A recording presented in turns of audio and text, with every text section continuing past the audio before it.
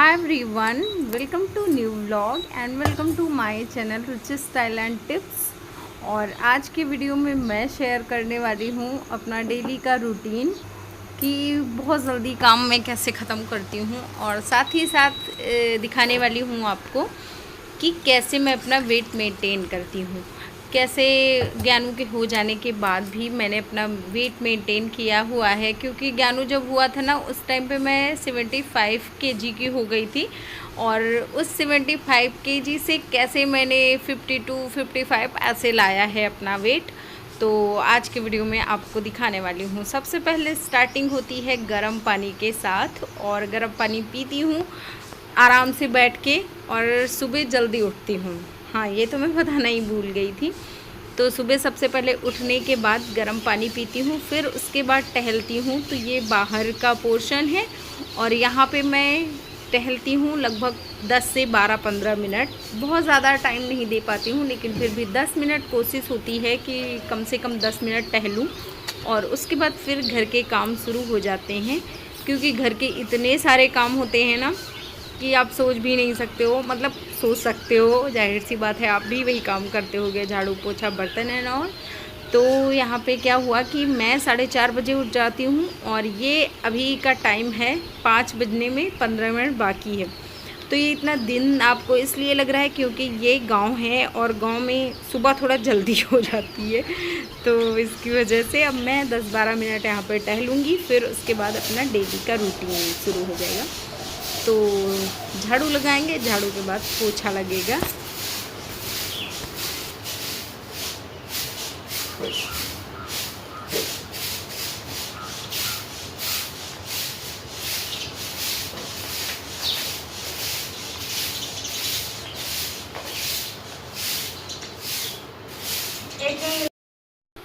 तो झाड़ू लगाने के बाद शुरू करती हैं पोछा।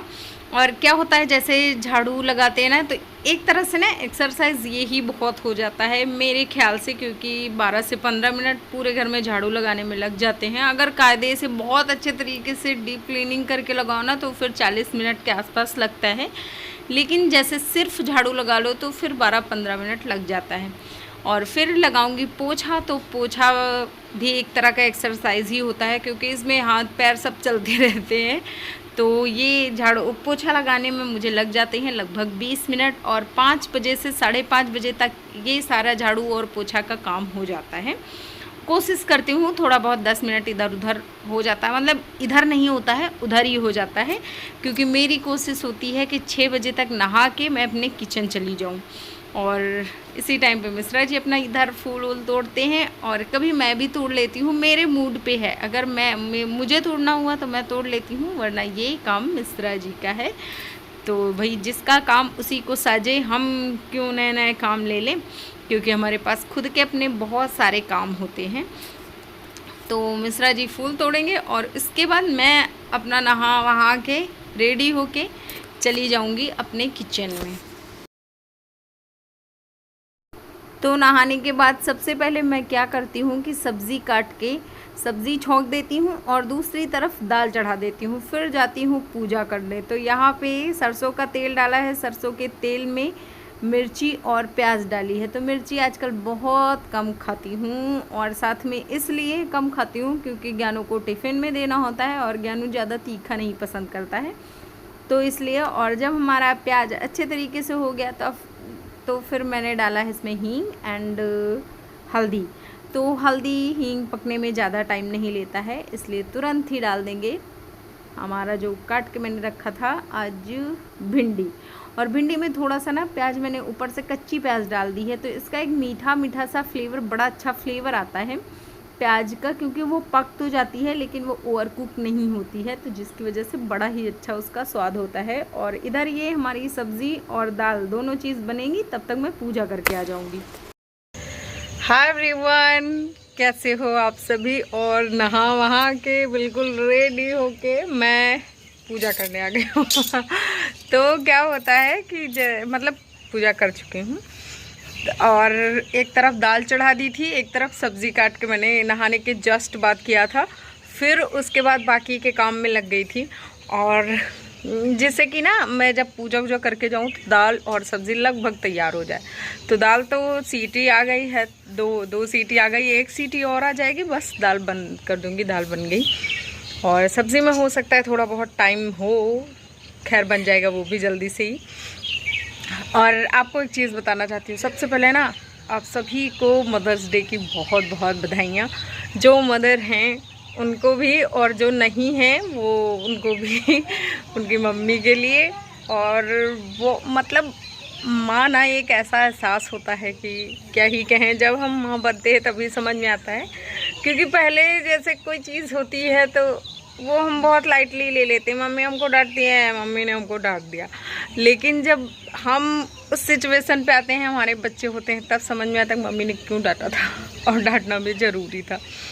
तो चलो खैर, आज ना आप लोगों को दिखाऊंगी कि सारे घर के काम के साथ साथ कैसे मैं अपना वेट मेंटेन करती हूँ, और कितना मेरा वेट बढ़ गया था ज्ञानू के होने के बाद, और वो सब कैसे मैंने ठीक किया है, मतलब वेट लॉस मैंने कैसे किया है, वो मैं नेक्स्ट वीडियो में बताऊंगी। बट इसमें मैं आप लोगों के साथ शेयर करने वाली हूँ कि मैं क्या खाती हूँ और कैसे करती हूँ मॉर्निंग का लगभग अपना रूटीन।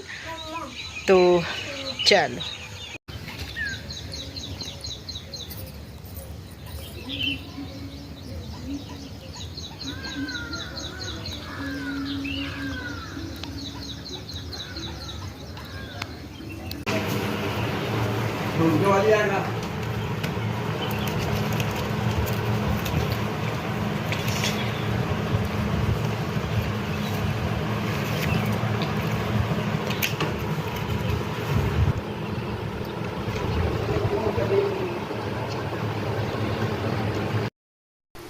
तो ये था ज्ञानू का प्रोजेक्ट, और उन्होंने मुझे गिफ्ट दिया है। उसको पता था कि मुझे कुछ पता ही नहीं है, लेकिन मुझे पता था।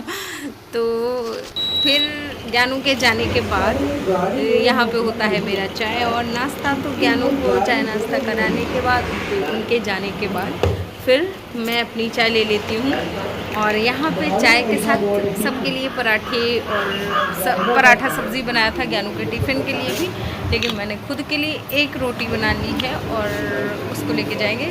फटाफट से नाश्ता करके रानी बिटिया बन के निकल के बाहर आ जाती हूँ।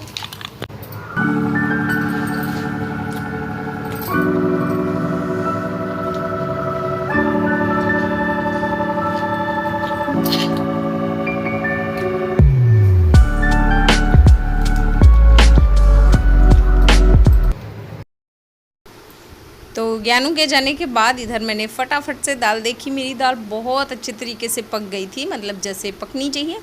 फिर इधर मैं चावल डाल दूँगी।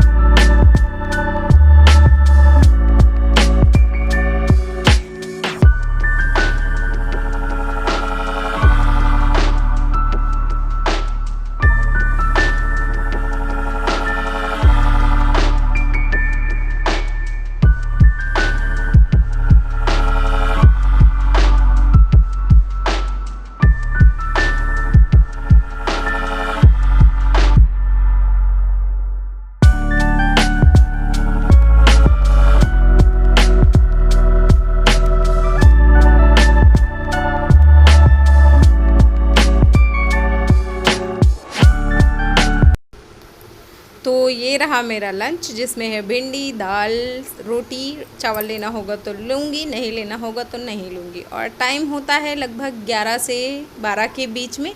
अचार ले लिया है, थोड़ा सा फ्राई नमक लिया है, और थोड़ा सा मतलब एक हरी मिर्च ले ली है। तो 11 से 12 के बीच में खाती हूँ।